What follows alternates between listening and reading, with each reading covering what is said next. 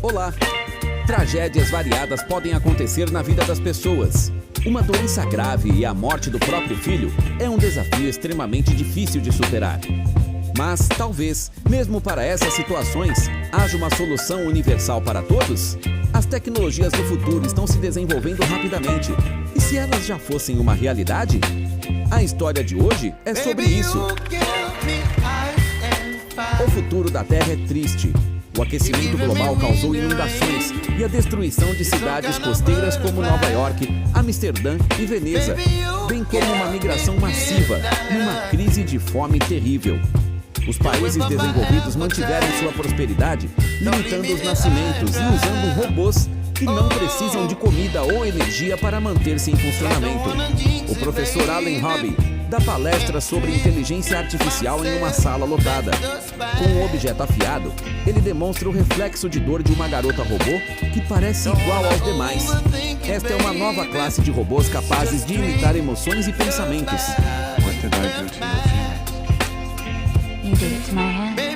Mas eles não são capazes de sentir de verdade. O professor quer ir mais longe e criar um robô que possa amar. E como o amor pode ser variado, ele toma como base o amor de um filho por um pai, que, segundo ele, é incondicional e nunca passa. Essa criança robô perfeita, que não adoece e não envelhece, também será procurada por famílias sem filhos. Para os robôs, isso abrirá mundos de experiências, intuição e até sonhos. Uma garota na plateia levanta a questão da ética e de qual seria a responsabilidade que teriam os pais dessa criança artificial. Afinal, o ódio pelos robôs já está crescendo na sociedade, assim como o maltrato a eles. Isso faz o professor pensar, mas ele retruca. Deus criou o Adão para que ele o amasse. Enquanto isso, Henry e Monica Swinton dirigem para uma clínica, onde seu filho, Martin, está em coma induzido em uma câmara criogênica. Ele sofre de uma doença incurável. A Mônica se senta para ler um livro para ele e o médico aconselha o agitado Henry a cuidar não de seu filho, mas de sua esposa, que não consegue superar a depressão há 5 anos. O que eles ainda não sabem é que o professor Hobby e seus assistentes estão procurando a família ideal para uma criança robô, e a família Swinton é perfeita para eles.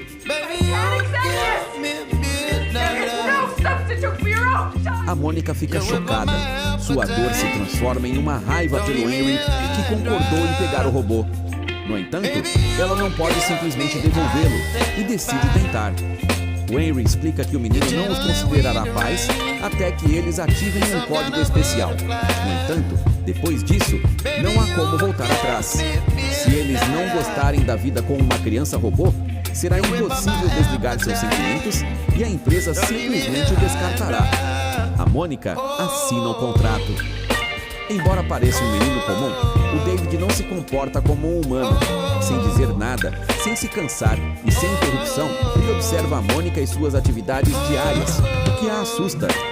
Aos poucos, ele começa a imitar as ações dos adultos, aprende a brincar de esconde-esconde e até ri. A Mônica decide ativar o protocolo do amor e o David começa a vê-la como sua mãe. Ele faz café para ela, faz tudo o que lhe é pedido e até improvisa, colocando um frasco inteiro do perfume favorito dela em si mesmo para cheirar melhor.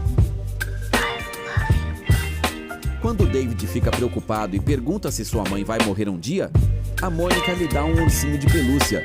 Ele é um robô de antiga geração, que pertencia ao seu filho Martin. Parece que a Mônica recuperou a razão de viver e está feliz com isso. Mas, de repente, o inesperado acontece. Uma cura é finalmente encontrada para a doença do Martin. O filho volta para casa e lá encontra seu irmão elétrico mais novo. O ciúme cresce entre os meninos. Eles competem para ver quem o ursinho de pelúcia correrá primeiro e quem é mais alto. Mas isso não resolve o problema. No entanto, de muitas maneiras, eles se dão bem. O David conta para o Martin sobre sua primeira memória. Um pássaro com uma cauda parecida com a de um pavão. E o Martin sugere que eles leiam o livro do Pinóquio à noite, dizendo que o David com certeza gostará dele. E, de fato, o menino robô fica impressionado com o episódio do livro em que a fada azul, que aparece em um sonho, realiza o sonho do Pinóquio e o transforma de um menino de madeira em um garoto de verdade. Um dia, porém, os irmãos decidem competir para ver quem come mais.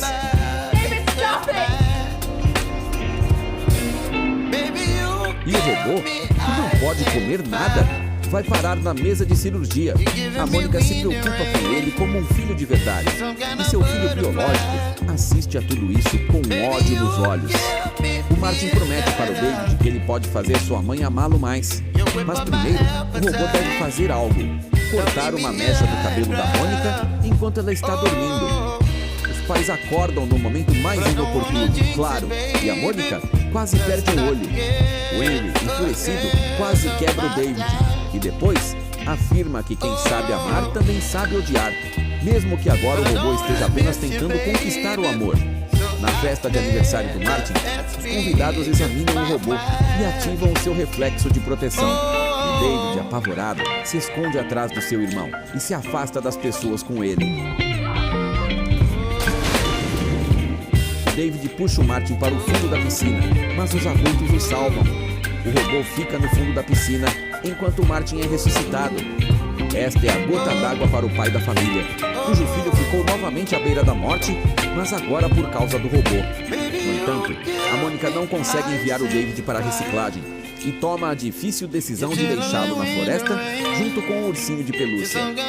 Chorando, ela lhe conta a verdade, lhe dá dinheiro e lhe instrui a não se aproximar das pessoas, e sim se esconder junto com outros robôs fugitivos. Na próxima cena, vemos um homem perfeitamente arrumado que não conhecemos. Este é o Gigolo Joe, um robô projetado especificamente para dar prazer às mulheres. Depois de concluir sua tarefa com mais uma garota, ele vai encontrar a próxima, mas a cliente está morta. Seu ciumento amante humano abandona a cena do crime, fazendo o robô parecer culpado. O Joe foge e começa a destruir os mecanismos de rastreamento do seu corpo. Enquanto isso, o David e o Ted vagam pela floresta escura. O menino não perde a esperança de voltar para casa e para sua mãe. Eles dão de cara com um caminhão que despeja no chão um monte de robôs que já cumpriram sua missão. Robôs fugitivos, que precisam de peças de reposição, correm para lá imediatamente.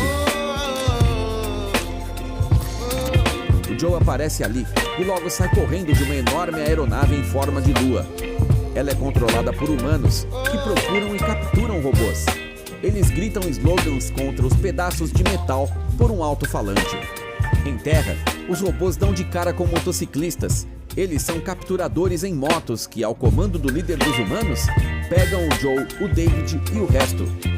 O Ted escapa da armadilha e os amigos se separam, enquanto a babá robô conforta o David. O Ted segue a aeronave a pé. Os humanos os levam para a Feira da Carne, onde um show de rock, cerveja e batatas fritas são combinados com uma performance de transformação de robôs em sucata. Para a diversão da multidão, os robôs reféns são lançados através de anéis em chamas, são encharcados de ácido e cortados ao meio. O David é tão diferente dos outros que uma garota e outros funcionários da feira o notam. Eles consideram guardá-lo para outros fins, mas o líder dos humanos leva o David e o Joe para a arena. Ele faz um discurso sobre o cinismo das corporações que brincam com os sentimentos dos humanos, criando robôs cada vez mais indistinguíveis deles. Mas ao ver o David gritando de dor e medo, a multidão, que estava enlouquecida, começa a sentir pena dele, se rebelar e exigir que deixem o menino ir embora. Eles jogam objetos na arena e quebram as cercas. Devido ao caos iniciado, o Joe, o Ted e o David conseguem escapar. Vemos a mesa do professor Robin, na qual há fotos com o David. Os assistentes o informam que encontraram o menino robô na feira, o que o deixa muito feliz. O David diz que está procurando a Fada Azul, uma mulher que o ajudará a se tornar humano. O Joe convida o David para ir com ele para a Cidade Vermelha, onde as mulheres são como as estrelas no céu. Além disso, nesta cidade mora o Dr. Saber, que, segundo o Joe, sabe tudo. Ele quer retribuir o David por salvar sua vida. Eles pegam uma carona e vão para a cidade dos prazeres e vícios. O Joe e o David andam por uma espécie de Las Vegas do futuro e vão até o Dr. Saber. As perguntas feitas para ele não são gratuitas, então o David dá tudo o que tem. Os robôs conseguem fazer 7 perguntas e o doutor lhes dá uma espécie de profecia, um texto enigmático que diz onde encontrar a fada azul. A dupla precisa ir até o fim do mundo, Manhattan. O Joe se enche de suspeitas. E se isso for uma armadilha humana para atrair robôs e acabar com eles? As pessoas odeiam os robôs, mas elas acabarão morrendo e os robôs continuarão vivendo. O Joe convida o menino para ficar com ele, mas o David não vê as pessoas como inimigos. Ele é movido pelo amor.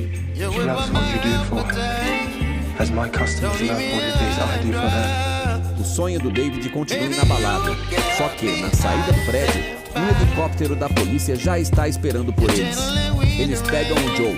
O David e o Ted, aproveitando a situação, entram em outro helicóptero que está vazio, pegam o Joe pelo caminho e voam para Manhattan. Nova York está inundada e destruída, mas os personagens conseguem encontrar o lugar exato da profecia, onde choram os leões, que na verdade são estátuas gigantescas. Ao entrar no prédio, eles veem uma porta com a profecia escrita nela.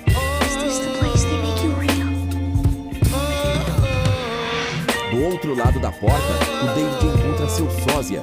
Quer dizer que ele não é especial, nem excepcional e nem único. Em um ataque de ciúmes e medo, o David explode a cabeça do seu sósia e começa a destruir tudo ao seu redor. O professor Rob aparece e explica que o David estava sendo seguido e recebendo dicas. Sim, tudo é só um experimento. Mas o David fez algo que nenhum robô havia feito antes. Inspirado pelo conto de fadas do Pinóquio e pela fada, ele sonhou, amou, sentiu.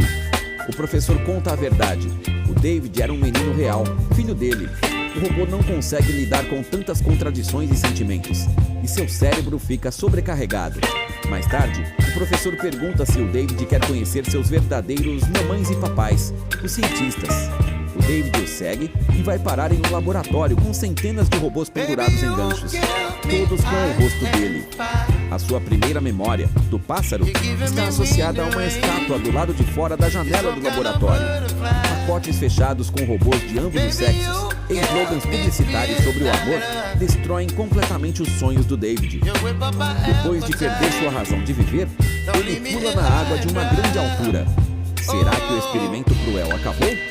O menino afunda até o fundo do oceano, mas descobre algo que lhe dá esperança novamente. O Joe o tira da água de repente, mas os caçadores de robôs já estão esperando por eles na superfície. O Joe pede para ele: quando você virar humano, conte às garotas sobre mim.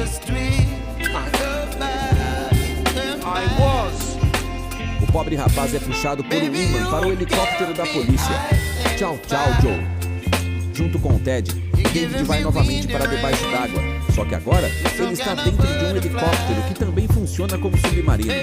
Debaixo d'água há um parque de diversões da história do Pinóquio.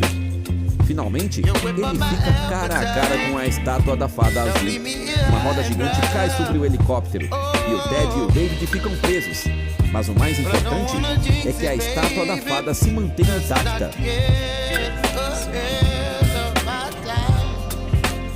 O David continua repetindo para a estátua silenciosa e sorridente: por favor, fada azul, me transforme num garoto de verdade. Mesmo quando as luzes se apagam e ela não pode mais ser vista, o David diz a frase repetidamente, até o momento em que desliga. 2000 anos se passam. Uma nave com estranhas criaturas sobrevoa uma nevada Manhattan. Elas encontram o David, que desperta com um simples toque. Ainda na esperança de um milagre, ele se aproxima da fada azul. O David toca a estátua e, para sua tristeza, ela desmorona. As criaturas escaneiam a coisa mais valiosa e rara para eles: a memória do David de pessoas vivas. Eles passam as memórias da família do menino de um para o outro. A Terra agora é habitada apenas por esses robôs evoluídos e os humanos foram extintos. O David acorda e está em uma réplica da casa da família Swinton, cuja única diferença é uma iluminação suave. O menino procura pela sua mãe e logo ouve a voz dela.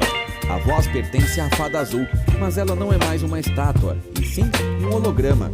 Ela finalmente responde o pedido do David e diz que não pode transformá-lo em um menino de verdade. Através do holograma, os robôs contam para o David que agora ele é realmente único em todo o mundo e que sua mãe não está mais viva, porque 2000 anos se passaram. Eles podem reviver outros humanos a partir do DNA que coletaram para que ele não se sinta tão solitário.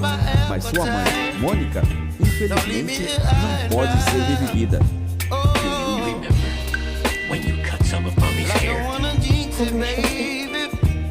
Mas o Ted, que sempre esteve por perto, guardou a mecha do cabelo que o David cortou da cabeça da mãe dele. Os robôs explicam que, infelizmente, os humanos recriados a partir do DNA vivem apenas um dia e o processo não pode ser repetido. Mas o David quer acreditar que sua mãe será especial e viverá mais. Ele os convence a recriá-la. Os robôs admiram a capacidade dos humanos de dar sentido à vida e como o David aprendeu isso com eles. É exatamente isso que os robôs procuram ao tentar restaurar pessoas. Amanhece o dia e o robô chama o David para encontrar sua mãe.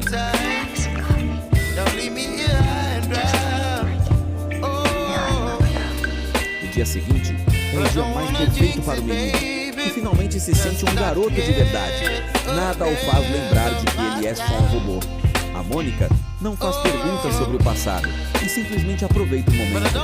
Eles brincam e comemoram o aniversário do David, soprando as velhinhas de um bolo. O melhor dia da vida dele termina com as palavras de sua mãe: "Eu te amo, David. Sempre te amei."